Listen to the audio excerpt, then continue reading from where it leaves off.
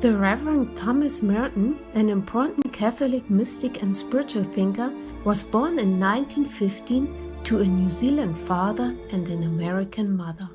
The many life situations he encountered in his youth led him to explore religion and spirituality, and eventually devote his life to God by becoming a monk, and later a deacon, at the Abbey of Gethsemane, a part of the Order of Trappists in Kentucky, USA. He also enjoyed living alone in a hermitage in the monastery's wilderness area. During his monastic life, Thomas Merton developed his writing talent by translating religious texts and writing biographies. He also started penning poetry as well as books and articles on topics ranging from spirituality to social justice and peace. One of Merton's most famous statements was, "For me to be a saint means to be myself. Therefore, the problem of sanctity and salvation is in fact the problem of finding out who I am and of discovering my true self." He also said, "We are living in a world that is absolutely transparent and God is shining through it all the time. This is not just a nice story or a fable. It is true."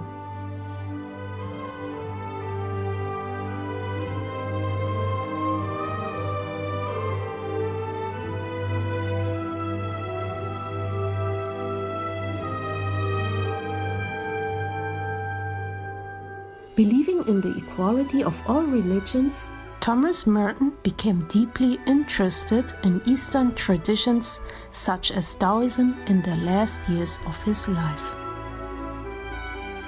He also held lively discourses with His Holiness the 14th Dalai Lama. Today, the Thomas Merton Center in Kentucky, the International Thomas Merton Society, and others continue to study the life and works of the wise Reverend.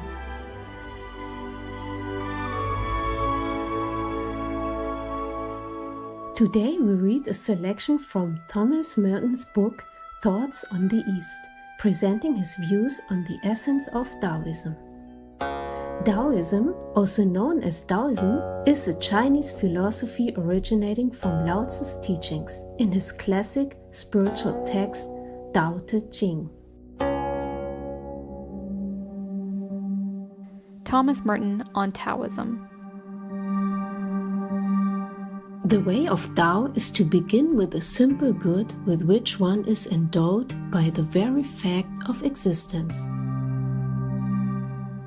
Instead of self-conscious cultivation of this good, which vanishes when we look at it and becomes intangible when we try to grasp it, we grow quietly in the humility of a simple, ordinary life.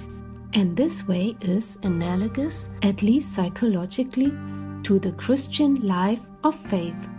It is more a matter of believing the good than of seeing it as the fruit of one's effort.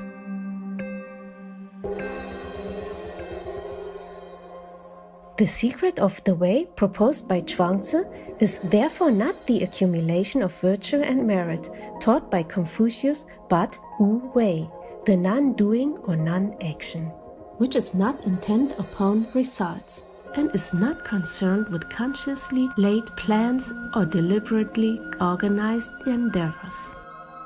My greatest happiness consists precisely in doing nothing whatever that is calculated to obtain happiness. Perfect joy is to be without joy.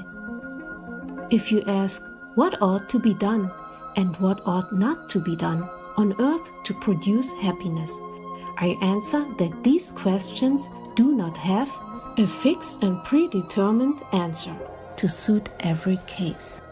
If one is in harmony with Tao, the cosmic Tao, great Tao, the answer will make itself clear when the time comes to act, for then one will act not according to the human, and self-conscious mode of deliberation, but according to the divine and spontaneous mode of Wu Wei, which is the mode of action of Tao itself, and is therefore the source of all good.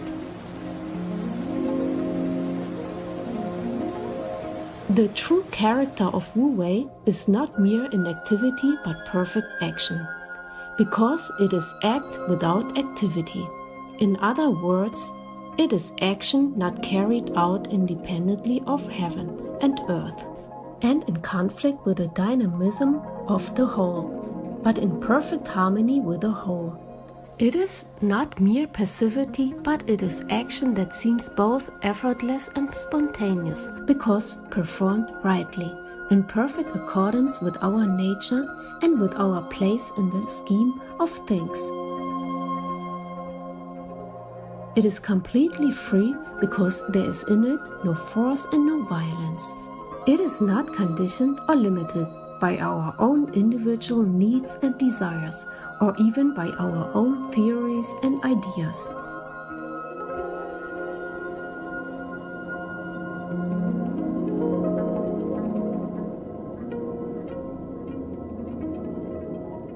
The key to Chuang's thought is the complementarity of opposites, and this can be seen only when one grasps the central pivot of Tao, which passes squarely through both yes and no, I and not I.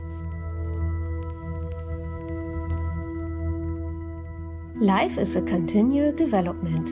All beings are in a state of flux. What is impossible today may suddenly become possible tomorrow.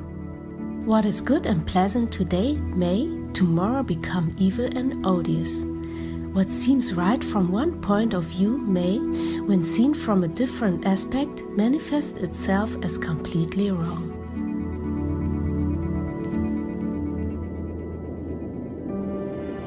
What then should the wise man do?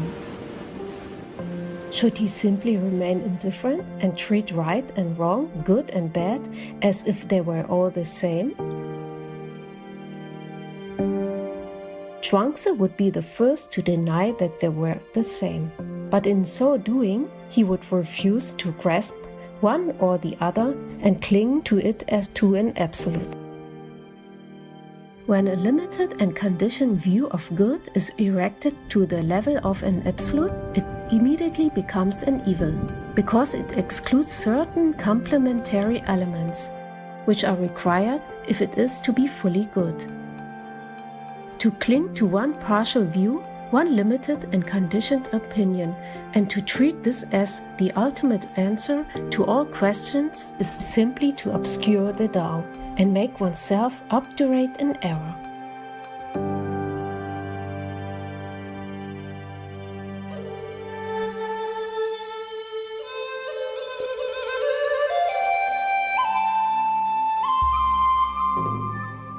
He who grasps the central pivot of Tao is able to watch yes and no pursue their alternating course around the circumference. He retains his perspective and clarity of judgment, so that he knows that yes is yes in the light of the no, which stands over against it. He understands that happiness, when pushed to an extreme, becomes calamity, that beauty, when overdone, becomes ugliness.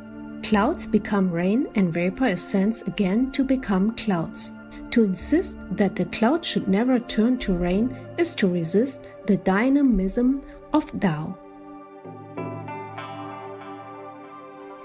Perfect joy. Is there to be found on earth a fullness of joy, or is there no such thing? Is there some way to make life fully worth living, or is this impossible? If there is such a way, how do you go about finding it? What should you try to do? What should you seek to avoid? What should be the goal in which your activity comes to rest? What should you accept? What should you refuse to accept? What should you love? What should you hate?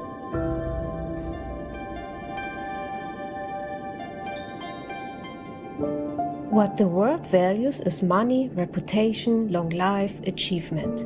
What it counts as joy is health and comfort of body, good food, fine clothes, beautiful things to look at, pleasant music to listen to. What it condemns is lack of money, a low social rank, a reputation for being no good, and an early death. What it considers misfortune is bodily discomfort and labor, no chance to get your fill of good food, not having good clothes to wear, having no way to amuse or delight the eye, no pleasant music to listen to. If people find that they are deprived of these things, they go into a panic or fall into despair. They are so concerned for their life that their anxiety makes life unbearable, even when they have the things they think they want. Their very concern for enjoyment makes them unhappy.